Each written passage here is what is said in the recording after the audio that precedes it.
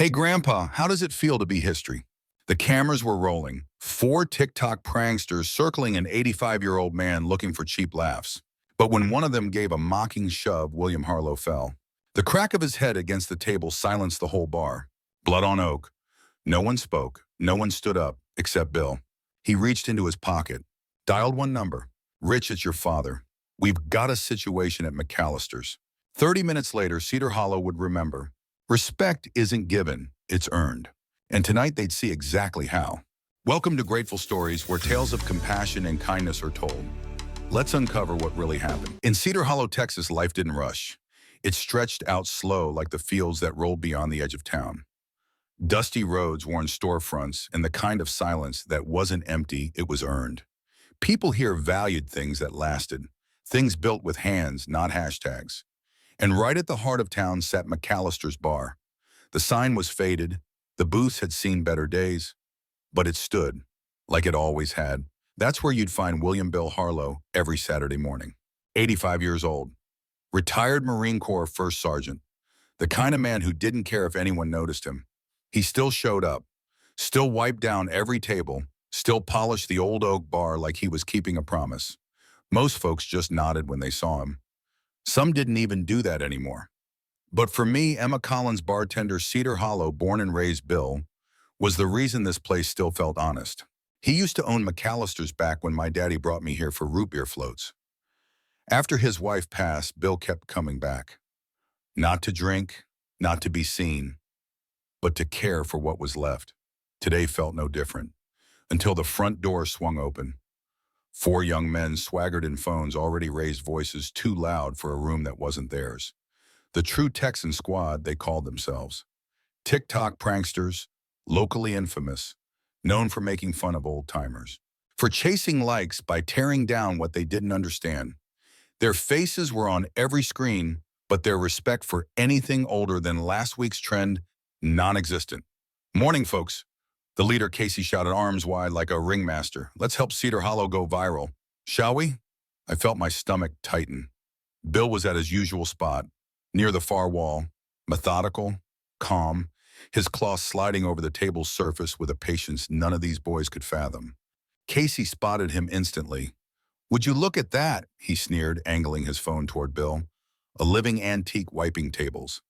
Someone get this man a museum plaque. His buddies laughed, not because it was funny, but because they needed the noise. Bill didn't flinch, didn't even pause.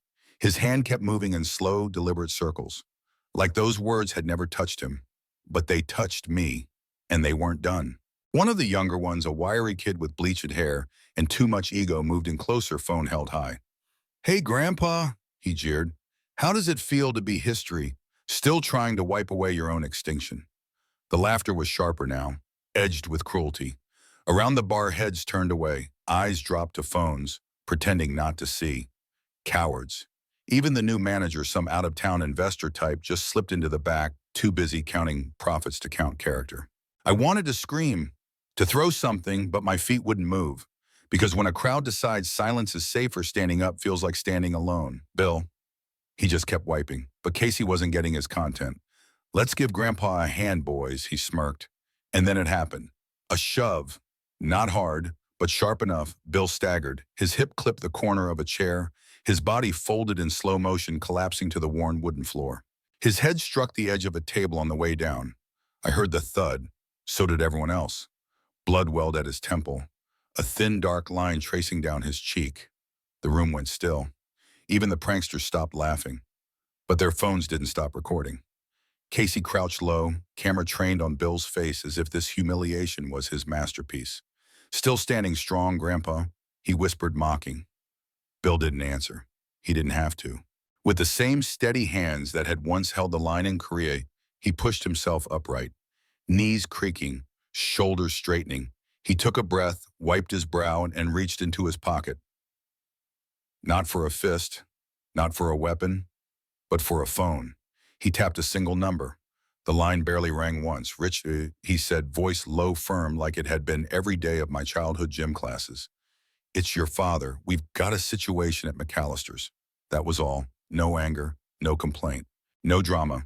Just the facts. Just the truth.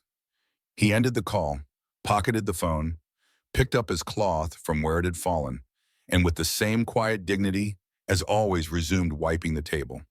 The blood on his face didn't matter. The boys still holding their phones didn't matter. But to me, it was a gut punch, because in that moment, Cedar Hollow failed him. We all did. We let noise drown out respect. We let a man who had given his strength to this country be treated like a prop for cheap views. And no one said a word. I felt shame burn my throat. My fingers curled around the edge of the bar nails, digging into wood. But Bill, he's kept wiping, like he always did. Because some people don't fight back with fists. Some people fight back by standing exactly where they are, by refusing to be moved. Outside, life kept on. Inside, the silence felt like judgment. For us, not for him. And as I watched that old man with his back straight and his cloth moving slow and steady, one thought cut through the noise in my head. Some lines you don't cross. Tonight they did. And something told me tonight they'd learn. It took 30 minutes. 30 minutes for Cedar Hollow to feel the weight of its own silence. For 30 minutes, Bill Harlo wiped down tables as if nothing had happened. Blood still glistened at his temple. His cloth moved steady, unfazed. And for 30 minutes, not a soul in McAllister's made a sound. The true Texan squad retreated to their corner, muttering, casting glances at their screens. But the swagger had dulled. The air felt heavier now, thicker. I stood behind the bar, hands trembling around a dish rag, waiting for something, anything to happen. Then we heard it. The low, unmistakable rumble of engines, not the rowdy growl of pickup trucks. This was different, deeper, measured, authoritative. I moved to the front window.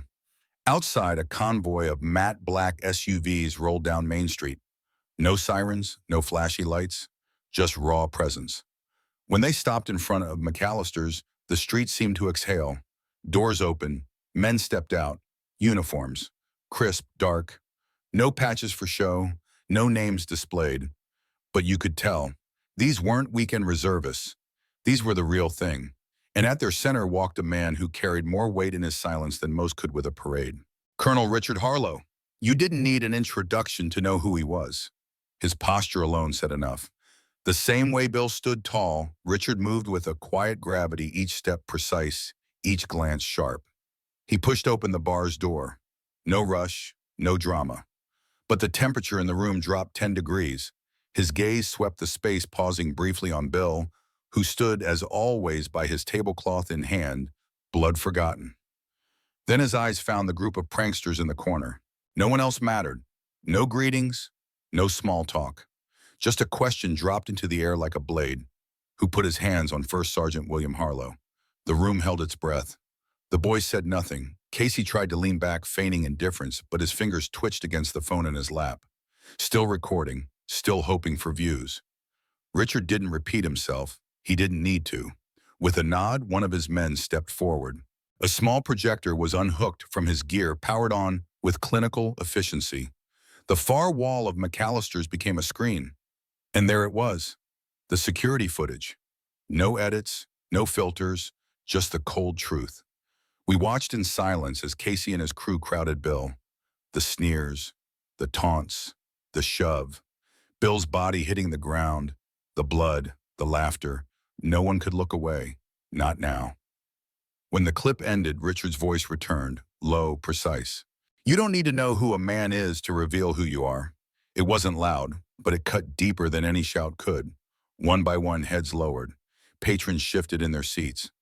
Guilt hung thick in the air. Even the bartender across from me, who hadn't said a word when Bill was shoved, found something interesting to stare at on the floor. But Richard wasn't finished. He stepped closer to Casey's table boots, clicking softly against the wood. You struck a man because you thought he was weak, he said. That's all I need to know about you. Casey opened his mouth, probably to deflect, to joke, to twist the narrative. But the words never came, because standing in front of him wasn't a viral clip. It was consequence, the kind that doesn't refresh with a swipe.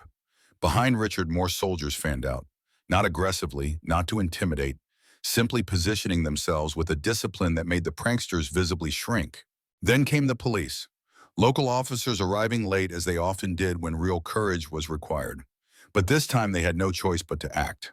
Body cameras rolling, they approached the true Texan squad. "On your feet," the lead officer said.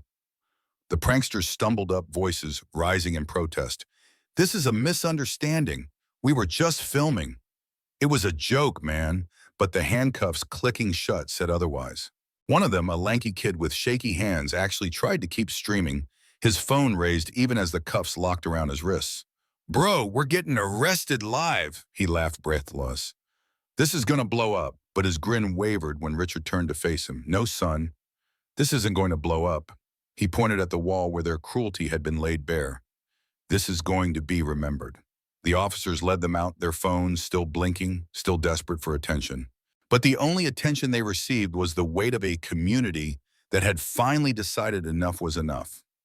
I watched them go, and for the first time in years, I didn't feel small.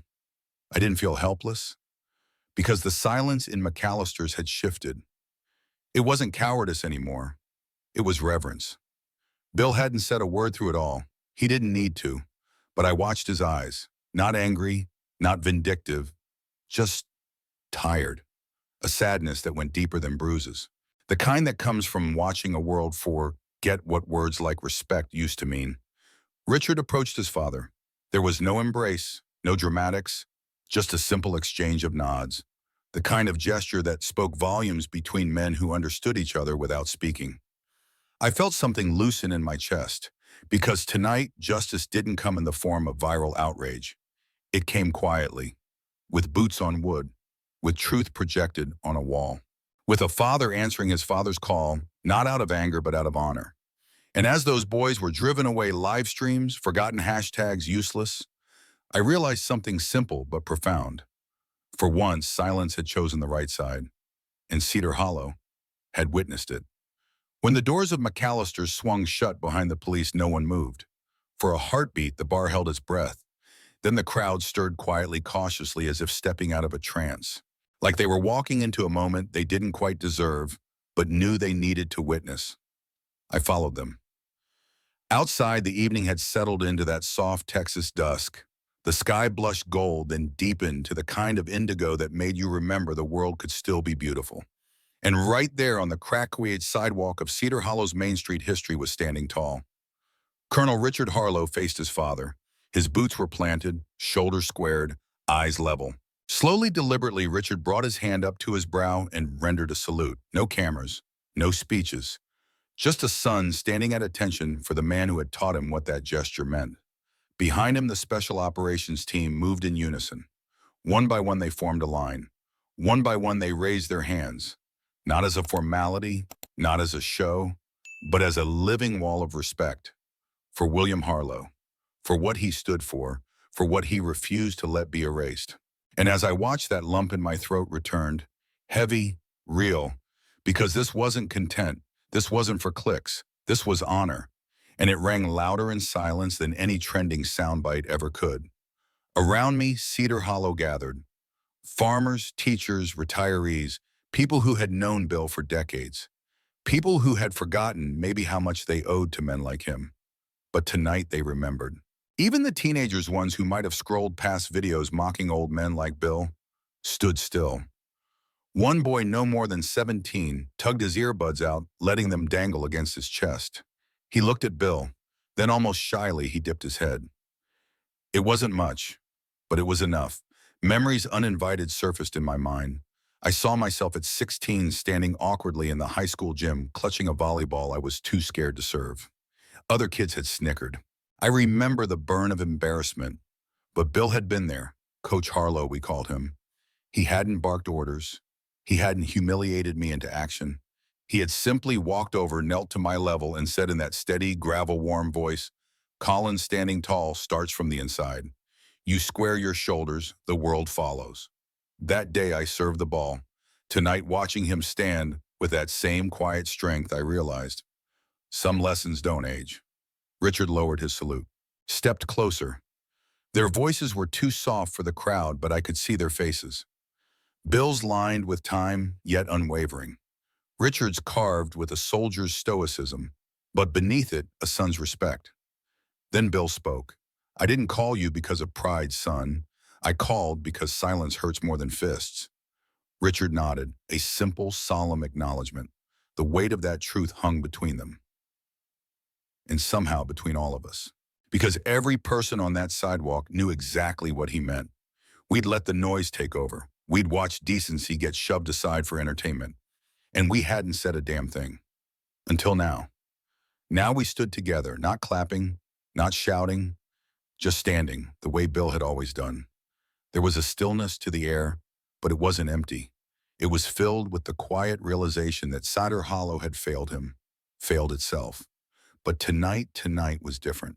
Tonight, a man's dignity had been defended not by outrage, not by scandal, but by the simple act of showing up. By a son who understood that some battles aren't fought with weapons. They're fought with presence. And as I watched that line of soldiers holding their salute, I felt it deep in my bones. This was the real viral moment. Not filmed, not posted, but imprinted in the hearts of everyone present. Slowly, Bill turned to face us. No speech, no raised fist. Just a quiet look that said more than words ever could. It wasn't forgiveness. It wasn't reproach. It was a reminder of who we had been, of who we still could be. The special ops team held their formation until Richard gave a slight, almost imperceptible nod. With precision born of discipline, they lowered their hands, but the respect remained thick in the air, and Cedar Hollow stood straighter because of it. As the sun dipped lower, casting long shadows across Main Street, I realized something else. Tonight wasn't about revenge. It wasn't about shame. It was about course correction. A small town remembering the weight of a simple word, honor. And we didn't need to scroll to find it. We were living it, one silent apology at a time. 1 week. That's all it took for Cedar Hollow to remember who it was.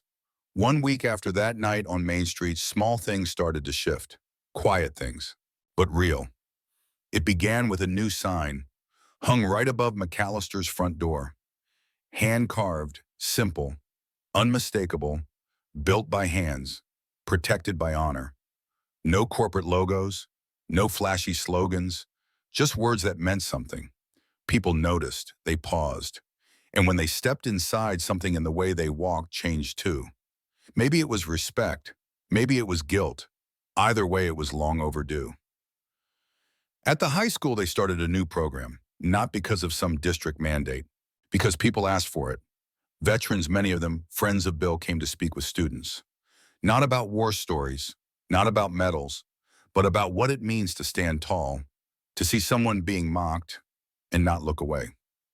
Bill was the first speaker. He didn't bring notes, didn't prepare a slideshow. He just stood at the front of the old gym, the same one where he used to coach kids like me, and told them what he knew. I've seen bullies, he said, in every uniform you can imagine. But I've also seen quiet courage, the kind that doesn't trend, the kind you have to choose. The kids listened, not because he demanded it, but because his presence filled the space louder than any microphone could. Even some of the prankers showed up. They sat in the back, no phones, no snickering. And when it came time for questions, one of them, a lanky boy named Drew, stood up. "I was wrong, sir," he said. "I didn't think about what I was doing, about what I was saying." Bill didn't lecture him, didn't shame him. He just nodded. "That's the first right thing you've done. Now go do more." It wasn't a dramatic redemption arc, but it was honest. And in a world obsessed with perfect apologies, that honesty felt rare. Drew and 2 of his friends started showing up at McAllister's on Saturdays. Not to film, to learn. They asked Bill how to properly wipe down the oak tables, how to treat wood with care, how to notice things others overlooked. I watched them week after week, hands clumsy at first, but improving. Learning respect not from a lecture, but from doing the work. One Saturday, as Drew struggled with a stubborn water stain, he muttered, "Guess this is what they mean by cleaning up your mistakes." Bill gave him a rare, thin smile. "Only if you don't expect applause for it."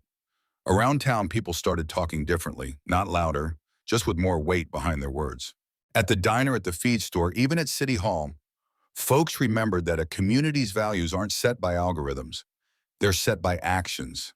Every choice, every day. And somewhere in the middle of it all, McAllister's found itself again. Not as a trendy dive bar, but as a place that stood for something. I saw it firsthand. The way old-timers sat a little taller. The way younger folks looked around before speaking as if suddenly aware their words mattered. Respect didn't become a viral challenge. It became a lived habit. One evening, as the late sun painted Cedar Hollow in honey gold, Bill pushed open the door to McAllister's. Same time, same walk, but something was different. The moment he crossed the threshold, every person in that bar stood up. No one said a word. No one needed to. It wasn't rehearsed. It wasn't for show. It was gratitude distilled into a simple, unified gesture. I stood behind the bar, a dish rag in hand, watching it unfold. For a breath, time seemed to hold still. Bill paused, his eyes sweeping the room, catching every gaze. He didn't smile, but his posture straightened, as if their respect had found its way back to him. I felt a lump rise in my throat, but this time it wasn't shame. It was pride, the quiet kind, the sturdy kind. And in that moment, I realized something simple and true. Tonight, no one filmed it. And yet it was the truest viral moment Cedar Hollow ever had. In our darkest moments, kindness still finds a way, often in the quietest places. Not everyone who helps wants recognition. Some just need to know that today, someone isn't going hungry. And sometimes, that alone is enough to change a life. You may forget the story, but if no one retells it, history stays silent forever. Subscribe to Grateful Stories, where justice is honored, kindness is remembered, and no act of quiet heroism is ever lost.